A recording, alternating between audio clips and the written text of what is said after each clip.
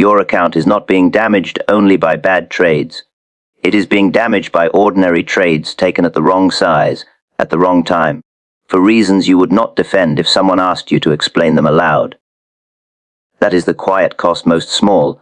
Account traders do not measure.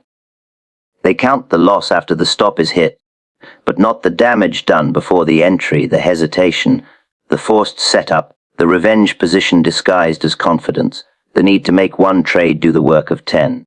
The market does not punish a small account because it is small. It punishes the trader who treats small capital as if it gives him permission to be impatient. A large account can survive some foolishness. A small account cannot. Every decision carries more weight because there is less room between discipline and ruin. You may be right about direction and still lose money if your timing is loose. You may understand the setup and still damage the account if your risk is too wide. You may catch the move and still fail as a trader if you needed emotional relief more than execution. This is where the idea of a sniper system begins. Not a system that trades often. Not a system that tries to prove intelligence by finding action in every candle. A sniper system is built around selectivity. It accepts that the market will offer thousands of movements, but only a few deserve your capital. The small account trader must learn to separate movement from opportunity, because movement is everywhere, and opportunity is rare. Watch what happens when price starts running without you. The undisciplined trader feels late, so he enters late. Then the market pulls back, and now he becomes long at the very place where patient traders are reducing risk. His mistake was not that he saw momentum. His mistake was believing momentum owed him an entry. That belief turns the market from a place of observation into a place of negotiation. You must begin to notice the difference between a trade that invites you and a trade that pressures you. A clean setup gives you structure, a level, a reason, a defined invalidation point, and a risk that fits the account. A pressured setup gives you urgency. It makes you widen the stop, increase size, or enter before confirmation because you are afraid the opportunity will leave without you. For a small account, that fear is expensive.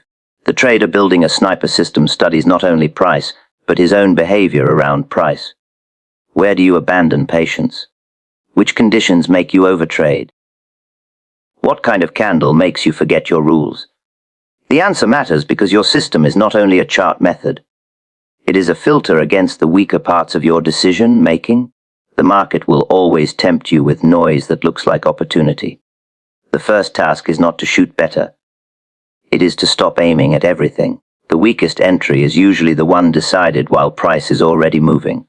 By then, the trader is no longer observing cleanly. He is reacting to speed, candles, noise, and the fear that the market may leave without him. The chart begins to feel like it is demanding an answer. But the market is not asking you to decide. It is only showing you movement.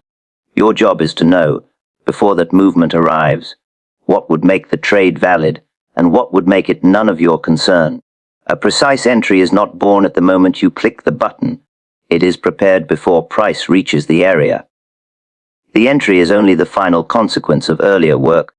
The level has been marked, the trigger has been defined, the invalidation point is known, and the condition for standing aside has already been accepted. When those things are missing, the entry becomes a negotiation. You start adjusting your standards to fit what price is doing. That is where execution loses its firmness. This is why two traders can look at the same chart and take very different trades. One trader is waiting for a specific event. The other is waiting for a feeling of certainty. The first trader can act quickly because the decision has already been made. The second hesitates, then rushes, then doubts the position almost immediately. The difference is not speed. The difference is preparation. Before a trade reaches your entry zone, you should already know the exact behavior you need to see. Not a vague idea. Not if it looks strong. Not if it starts moving. Those phrases are too soft. They leave room for interpretation when pressure rises.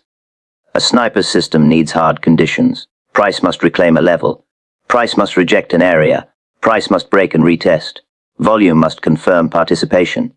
Whatever your method requires, it must be clear enough that there is no debate when the moment arrives. You must also know where the idea is wrong. This is not the same as knowing where you are uncomfortable. A proper invalidation point is the place where the trade thesis has failed. If price reaches that point, the reason for the trade no longer exists. Without that line, you are not executing a plan. You are entering a position and hoping to figure it out later. Hope may feel flexible, but in execution it creates weakness, because every tick against you becomes a new argument. A good entry also includes a no trade condition. This is where discipline becomes practical. If price arrives too late, you do not enter. If the candle expands too far before your trigger, you do not enter. If the stop must be placed beyond what your plan allows, you do not enter. If the setup appears while your attention is divided, you do not enter. These rules are not meant to keep you safe from loss alone. They are meant to keep you from converting an average situation into a forced decision. Notice what happens when you define these conditions in advance. You remove the need to predict every movement. You do not have to know whether the market will run without you. You only have to know whether it has offered your trade. That distinction matters. The trader who needs every move to be his move will always execute poorly. The trader who waits for his conditions can let most movement pass without treating it as a personal failure. When the entry is prepared correctly, the act itself becomes simple. Not easy, but simple. You either have the level, the trigger, the invalidation, and the acceptable conditions, or you do not. If they are present, you execute without ceremony. If they are absent, you stand aside without resentment. That is the standard. Not because the trade is guaranteed, but because your behavior must be consistent before your results can become meaningful. For a small account, this kind of execution is not a luxury. A loose entry forces every other part of the trade to work harder. It makes the stop awkward, the target less clean, and the risk more difficult to justify. But once the entry is no longer a debate, the next question becomes stricter even if the setup is valid. Is the account allowed to pay for it? A small account is not ruined because it failed to catch one great move. It is usually ruined because it allowed ordinary losses to become mathematically heavy. That is the part many traders underestimate. They look at the account balance as a number that can always be rebuilt with the next strong trade. But capital does not recover in a straight line. When you lose 10%, you do not need 10% to get back to even. You need more. Lose 25%, and the climb becomes steeper. Lose half the account, and now you need to double what remains just to stand where you once stood. The deeper the hole, the more perfect the future must become. This is why a small account must be built around controlled damage before it is built around growth. Growth is possible only while the account remains flexible. Once losses become too large, the trader loses more than money. He loses options. He cannot take the next clean trade with a clear mind because the account now needs rescue. He cannot follow normal risk because normal risk feels too slow. The mathematics begins to squeeze his behavior, and the trader who feels squeezed usually starts making larger demands on weaker trades. The market does not care that your account is small. It does not adjust volatility to make your recovery easier. A candle that is too wide for your risk is still too wide. A stop that requires too much capital is still too expensive. A trade that may be attractive on the chart may still be unsuitable for the account. That distinction is important. There are trades that can be correct in idea and wrong in size. There are trades that can move in your direction and still teach bad habits if the risk was excessive. The first number a sniper system must respect is not the target. It is the amount you are allowed to be wrong by. Before profit is considered, the loss must be survivable. If one losing trade changes your mood, your next decision, or your ability to continue trading the plan, then the risk was too large. Not because the trade lost, but because the loss carried too much weight. A small account needs risk measured in units, not emotions, not confidence, and not the size of the opportunity. A risk unit gives the trader a fixed measure of damage. Whether the setup looks ordinary or exciting, the account knows what it can pay. This protects you from the dangerous habit of sizing trades according to belief. Belief expands easily when price looks clean. But the market often looks cleanest right before it becomes expensive. When risk is fixed first, the trader cannot talk himself into making one trade more important than the system. This also changes how you judge performance. One losing trade is not a crisis if it is one planned unit. 3 losing trades are not account damage if each one was contained. But one careless loss worth 5 or 10 units can erase the benefit of many disciplined trades. The small account trader must understand this clearly. Consistency is not only about how often you win, it is about making sure your losses remain small enough for your edge to keep working. That is why chasing large returns too early is usually a trap. The trader wants the account to grow quickly, so he increases risk before the system has proven itself over enough trades. A few wins may make this look intelligent, but large risk hides its danger during good sequences. It shows the truth only when losses come together. And losses do come together, not because the trader is cursed, but because every method has periods where conditions are poor, signals fail, or the market gives nothing clean. Your job is to make sure those periods do not decide your future. Set a risk per trade that lets you be wrong several times without damaging the account structure. Know the maximum loss you will accept in a day or a week before you begin trading. Reduce size when the required stop makes the trade too costly. Refuse the position when the account cannot afford the distance between entry and invalidation. These are not timid rules. They are what allow the trader to remain present long enough for skill to matter. Small accounts do not need heroic trades. They need losses that stay ordinary. Once damage is controlled, the trader can stop asking, "How much can I make?" and begin asking the more professional question, "Where is the market offering a place where my risk can be placed with precision?" A trader can be right about direction and still be wrong about the trade. That is one of the first hard lessons the market teaches. Price may eventually rise, but not from where you bought. It may eventually fall, but not before it moves far enough against you to remove you from the position.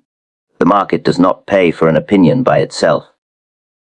It pays when that opinion is attached to the right location, at the right moment, with enough structure to define the idea clearly. Location comes before prediction because price does not move through empty space. It moves from areas of interest to other areas of interest. It reacts where orders are likely waiting, where traders are trapped, where stops are collected, where late buyers become vulnerable, and where earlier sellers are forced to cover. These places matter because they reveal pressure. A move that begins from a meaningful location carries different information than a move that begins in the middle of noise. This is why chasing a candle can be so deceptive. The candle shows movement, but it may not show opportunity. If price has already traveled far from the level where risk was clean, the trade becomes less useful, even if the direction is correct. The late trader enters after the imbalance has already done its work. Now the distance to invalidation is wider, the reward is less favorable, and the trader is depending on continuation instead of structure. The market may still move, but the advantage has weakened. A sniper system studies where a trade should happen before it studies whether a trade could happen. You are not looking for every bullish or bearish sign. You are looking for the area where the crowd's behavior is likely to reveal itself. Where did buyers previously defend price? Where did sellers overwhelm demand? Where has price accepted value, and where has it rejected it quickly? Where are traders likely to be positioned badly if the market turns? These questions give the chart depth. Consider a level that price has tested several times. On the surface, it may look simple support or resistance. But the deeper question is what happened there. Did price reject the area sharply, showing urgency? Did it sit there calmly, showing acceptance? Did it break through and then fail to continue? Each response tells you something different about participation. A level is not important because a line is drawn there. It becomes important when trader behavior around it leaves evidence. The same is true with liquidity. Stops are not just technical marks on a chart, they are decisions waiting to be triggered. When price moves above a clear high and then quickly fails, it may be showing that breakout buyers have been pulled in and earlier shorts have been forced out. If price cannot hold after that, the market has revealed weakness in a place where strength was expected. That location now carries meaning because it has exposed who is trapped and who is in control. This is where the small account trader must become selective. Not every clean-looking pattern deserves attention. A pattern in poor location is often just decoration. A reversal signal in the middle of a range may have no room to work. A breakout into nearby opposing structure may offer little reward. A pullback that stops nowhere meaningful may simply be drift. The chart must give more than shape. It must give context. You should train your eye to separate movement from meaningful movement. Ask where the move began, what it broke, what it failed to break, and who is likely under pressure because of it. If price moves strongly but does not disturb any important level, the message may be limited. If price moves slightly but causes trapped traders to react, the message may be larger than the candle appears. Market structure teaches you to read consequence, not size alone. When location is respected, the trader stops needing the market to confirm his opinion everywhere. He waits for the places where the market has something to prove. If buyers are truly in control, let them defend the area where they should defend it. If sellers are truly strong, let them reject the level where weakness should appear. The sniper does not need to argue with price in the middle. He waits where the argument becomes visible. And once you begin to see location this way, the next step is not finding more trades. It is deciding, with discipline, which conditions are strong enough to qualify as a trade in the first place. A trader does not usually lose control because he has no rules.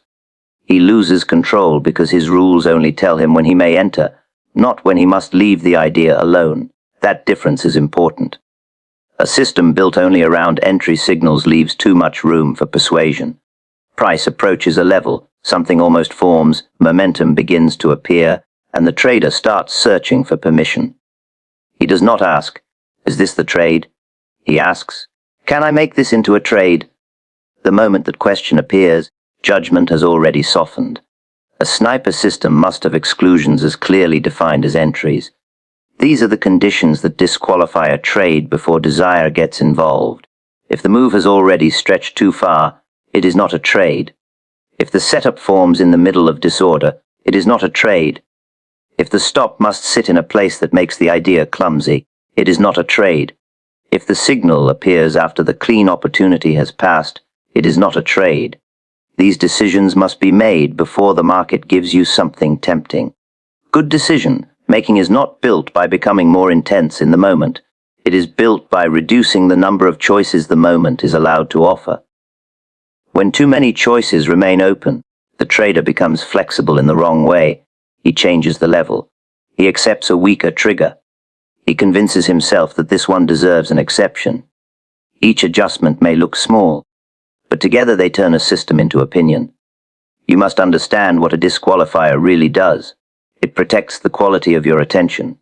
Without it, every movement deserves analysis. Every candle becomes a possible invitation. Every pause becomes a possible setup. That exhausts judgment, and when judgment is tired, the trader begins to choose the easiest answer, not the correct one. A clear no trade rule saves energy for the few moments that actually deserve it. There is a certain discipline in saying no before you are emotionally interested. Saying no after you already want the trade is much harder. By then, the mind has begun to defend the opportunity. It notices the evidence that supports action and ignores the evidence that warns against it. This is why the best decisions are often made before the chart becomes exciting. Calm rules see more clearly than an active appetite. For example, decide what kind of market condition your system will not trade. If your method needs clean movement, then a tight, overlapping range is not your business. If your method needs a defined level, then drifting price without structure is not your business. If your method needs confirmation, then early guessing is not your business. These exclusions are not signs of fear. They are signs that the trader knows the environment his system was built for. Also decide what an incomplete setup looks like. This matters because most poor trades are not obviously terrible. They are almost correct, almost at the level, almost confirmed, almost within risk, almost clean enough. The small account trader must be suspicious of almost, because almost invites compromise. And compromise is dangerous, because it feels reasonable while it is happening. A useful test is simple. Could you write the reason for the trade in one clean sentence before entering? If the sentence needs too many excuses, the decision is weak. If you have to explain why the level is close enough, why the risk is acceptable this time, why the confirmation may not be necessary, or why the market should continue anyway, then the trade is already asking for special treatment. A sniper system does not give special treatment to unclear conditions. This does not mean the trader becomes rigid against all change. It means he separates adaptation from improvisation. Adaptation happens outside the trade when results are reviewed and rules are improved with evidence. Improvisation happens inside pressure when the trader bends rules to justify action. One builds a system, the other quietly destroys it. So before you ask where to enter, ask what must be absent before you are allowed to care. No clean structure, no trade. No defined invalidation, no trade. No acceptable distance, no trade. No clear trigger, no trade. No calm ability to explain the idea, no trade. These filters narrow the battlefield. And once the battlefield is narrow, the trader must build a routine strong enough to apply the same standards day after day. A signal is only as reliable as the routine that prepares the trader to see it. Without routine, the same setup will be treated differently from one day to the next. On Monday, the trader waits. On Tuesday, he rushes. On Wednesday, he ignores the trade completely because he was not prepared when it appeared. The chart may be similar, but the trader is not. And when the trader changes with the weather of the day, the system has no stable operator. Professional habits exist to remove that instability. They do not make the market predictable. They make the trader more consistent in front of an unpredictable market. This matters because a sniper system depends on repetition. You cannot know whether your method has value if your preparation changes, your focus changes, and your standards change every session. Inconsistent routine produces unclear results, and unclear results cannot teach you much. Before the session begins, your job is not to predict every move. Your job is to prepare the field. Mark the areas that matter. Write down the conditions that would make the day worth trading. Identify the conditions that would make the day unsuitable. Know when major news or unusual volatility may disturb normal behavior. Decide what instruments deserve attention and which ones will be ignored. This preparation narrows the market before the market opens. There is a quiet advantage in doing this work before price becomes active. When the session is moving, every candle competes for your attention. If you have not prepared, you will start building your plan under pressure. That is when small compromises appear. You check too many charts. You shift from one idea to another. You respond to whatever is loudest. The trader who begins the day unprepared usually spends the day being pulled around by movement. A routine should also prepare you for the possibility of doing nothing. That is not a minor point. If your morning work only looks for trades, then a quiet session will feel like failure. But if your routine includes the no trade scenario, patience becomes part of the plan. You can say, these are the conditions I need, and if they do not appear, the correct result is no position. That removes the need to manufacture activity from a market that has not earned your risk.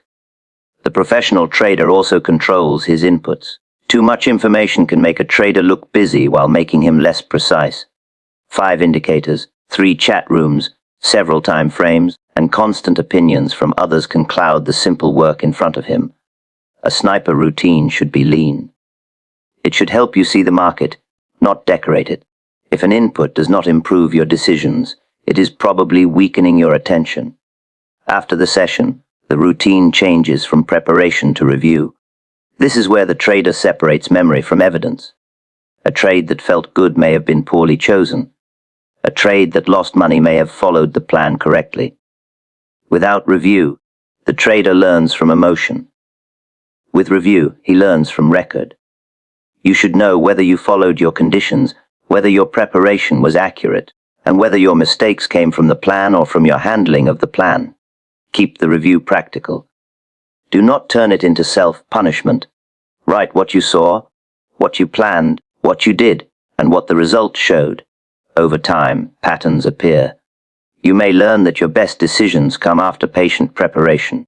You may learn that your worst decisions happen when you skip the morning map, trade late in the session, or watch too many instruments at once. The routine reveals the trader to himself. This is why professionalism is less glamorous than prediction, but more useful. A trader with weak habits needs the market to rescue him. A trader with strong habits can have an ordinary day and still protect his standards. He prepares the same way, limits his attention the same way, records his behavior the same way, and lets the evidence accumulate. Slowly, the system becomes something that can be measured rather than something that depends on mood. For a small account, that consistency is valuable. Capital is limited, so the trader cannot afford to discover his plan only after the session has begun. He must arrive prepared, act within a narrow field, and leave behind a record that can improve tomorrow's work. But even with preparation, once a position is open, a new test begins. Whether the trader can manage the trade without disturbing the very discipline that got him into it. A trade is not made safe because the entry was clean. That is where many traders become careless. They believe the hardest decision is getting in, so once the position is open, they relax or interfere. Both are dangerous. The market has not finished testing you at the entry. It has only changed the nature of the test. Before the trade, the question was whether you had reason to act. After the trade, the question is whether you can let the position develop without turning every fluctuation into a command. Trade management is the discipline of responding to evidence, not discomfort. Price will move against you at times. It will pause when you want it to continue. It will move in your favor and then give some back. None of this automatically means the trade is failing. If every small reaction causes you to adjust the stop, close early, or take profit without reason, you are no longer managing the trade. You are managing your nerves through the trade. A position needs a plan before it needs protection. You should know what price must do for you to reduce risk. You should know what price must fail to do before you exit. You should know where partial profit makes sense, if partial profit is part of your method.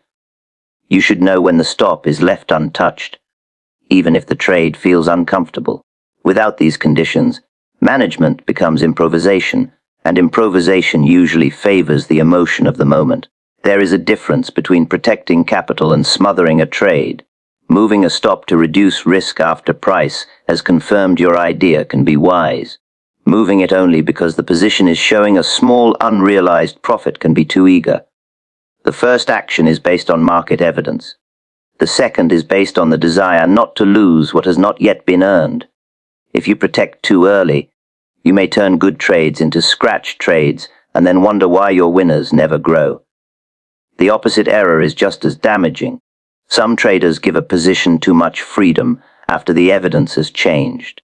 They entered for a specific reason, but when that reason disappears, they begin searching for a new one. A trade that was supposed to work from a level becomes a trade held because the trend still might return. A position that should have been cut becomes a story. Once the original reason is gone, holding longer is not patience. It is avoidance. Good management begins with defining what normal movement looks like for the trade you took. A breakout trade should not be judged the same way as a rejection trade. A quick momentum entry may have less room for hesitation than a deeper pullback. A trade taken near a major level may need to prove itself differently than one taken in open space. If you do not understand the character of the trade, you will not know whether price is behaving normally or warning you. This is why the stop should not be treated as a random pain point. It belongs where the idea is wrong, not where the trader becomes uncomfortable. If the stop is too close, ordinary movement will remove you before the trade has a chance to work. If it is too far, the loss becomes larger than the idea deserves. The stop is not only a safety tool, it is a statement about the trade's logic. Targets deserve the same respect. A target should be connected to market structure, not greed. If price is moving into an area where opposing pressure is likely, expecting a clean continuation may be unreasonable. If the trade reaches a logical objective and begins to weaken, there may be no virtue in demanding more. But if price is expanding cleanly, and the plan allows for continuation. Closing only because the number looks pleasant can reduce the system's edge over time. You must decide in advance what earns your intervention. Does price break the structure that supported the trade? Does it fail after reaching the first objective? Does momentum fade at a known opposing area? Does the trade move far enough in your favor to justify reducing risk? These are management questions. They keep your hands from becoming too active when the market is only breathing. For a small account, trade management is not about squeezing every possible point from every position. It is about keeping the relationship between risk, evidence, and action clean. Let the market prove enough before you interfere. Let it fail enough before you defend it. And when you look back at your trades, notice the quiet pattern that often causes the most damage. Not the obvious disaster, but the reasonable-looking adjustment that slowly drains the account. The trades that damage a small account most often do not look reckless while they are happening. They look reasonable. They look close enough. They look like the kind of trade a disciplined person could explain if he spoke quickly and left out a few details.